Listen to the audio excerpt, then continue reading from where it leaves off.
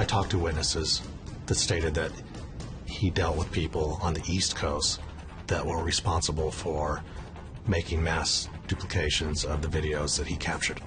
And they would sell them either on the streets or they could end up on the internet. It's the evidence they needed.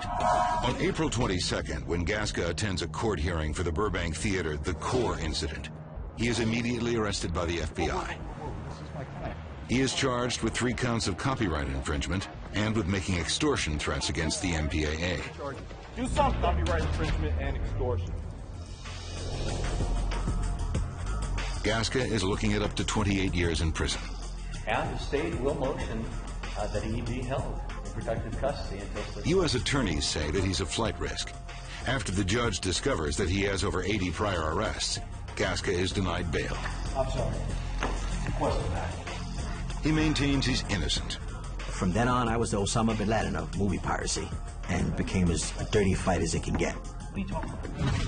In December 2003, after 8 months in jail, Gaska claims he needs to get evidence out of his storage space to help with his defense.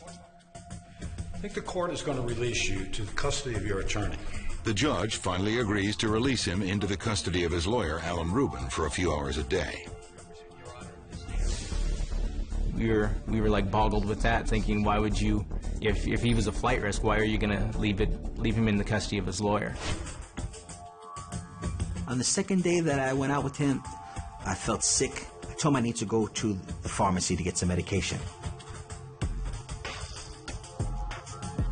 And inside the pharmacy, it was when I began to form the idea in my head that just run. I basically, had that voice that said, just go, Johnny Ray. You know they're never going to give you a fair trial. Gaska can't resist seizing the opportunity. I knew it was the right decision to make. I also had this sense that there are times in life when you make a decision where from here on after, this decision is going to affect the rest of my life. And I took off. Gaska's lawyer, Alan Rubin, looks everywhere, but Gaska has disappeared. Gaska runs behind a supermarket and hits a dead end.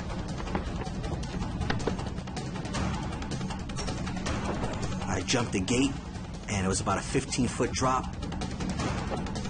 Gaska doesn't see anyone chasing him.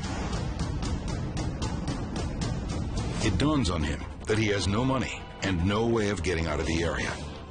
And I hadn't planned to take off, so it wasn't anything I coordinated with Kristen or anybody to pick me up. Gaska needs to come up with a plan.